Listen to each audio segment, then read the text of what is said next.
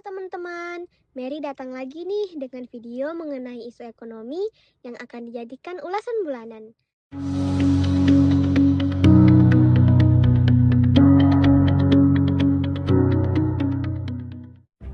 Di tengah upaya pemerintah mengejar target pembangunan berkelanjutan, korupsi kembali menjadi sorotan sebagai salah satu hambatan terbesar. Sepanjang triwulan 1 2025, Indonesia Corruption Watch atau yang disebut dengan ICW mencatat kerugian negara akibat tindak pidana korupsi telah menembus sekitar 3,6 triliun loh, meningkat dibanding periode yang sama tahun sebelumnya.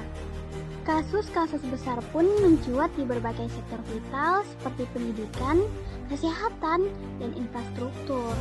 Mulai dari skandal pengadaan alat kesehatan dengan nilai markup hingga 2 kali lipat, penyalahgunaan dana bantuan pendidikan di sejumlah daerah, hingga proyek jalan tol yang mangkrak karena anggaran bocor di tengah jalan. Fenomena ini menunjukkan bahwa meskipun regulasi dan lembaga pengawas telah dibentuk, praktik korupsi tetap beradaptasi dan menemukan celah baru. Dampak dari korupsi tidak hanya berupa kerugian finansial, tetapi juga memperlebar jurang ketidakmerataan pembangunan. Anggaran yang seharusnya digunakan untuk memperbaiki fasilitas publik justru masuk ke kantong pribadi segelintir orang, membuat layanan kesehatan dan pendidikan di daerah tertinggal terus tertinggal. Di wilayah pedalaman, sekolah masih kekurangan ruang kelas layak, sementara rumah sakit daerah kekurangan alat medis dasar. Ketimpangan ini menimbulkan lingkaran setan kemiskinan. Masyarakat dengan akses terbatas ke layanan publik sulit meningkatkan taraf hidup, yang pada gilirannya memperlambat pertumbuhan ekonomi lokal. Banyak pakar menilai bahwa akar dari maraknya korupsi di Indonesia terletak pada lemahnya penegak hukum dan budaya politik transaksional. Meski Komisi Pemberantasan Korupsi atau KPK dan aparat penegak hukum lainnya rutin melakukan operasi tangkap tangan, efek jerak bagi pelaku masih diragukan karena vonis yang dijatuhkan kerap tidak maksimal.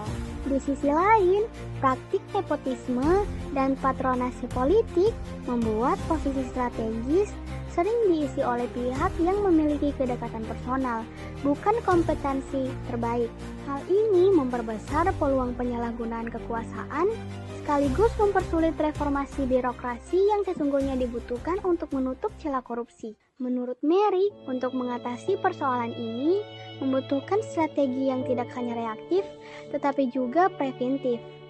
Transparansi anggaran melalui sistem digital yang terintegrasi, pengawasan publik yang diperkuat, serta pemberian sanksi maksimal bagi pelaku korupsi menjadi kunci untuk memutuskan rantai kejahatan ini. Di sisi lain, pendidikan anti korupsi harus diperkuat sejak dini, agar generasi mendatang memiliki kesadaran moral yang lebih tinggi. Korupsi adalah luka lama bangsa yang tidak akan sembuh hanya dengan penindakan kasus demi kasus. Ia memerlukan perbaikan sistematik yang melibatkan seluruh lapisan masyarakat. Tanpa langkah tegas dan konsisten, cita-cita mewujudkan pemerataan pembangunan hanya akan menjadi retorika yang terus diulang dari tahun ke tahun. Sekian dari Mary, sampai berjumpa di video selanjutnya. Bye-bye!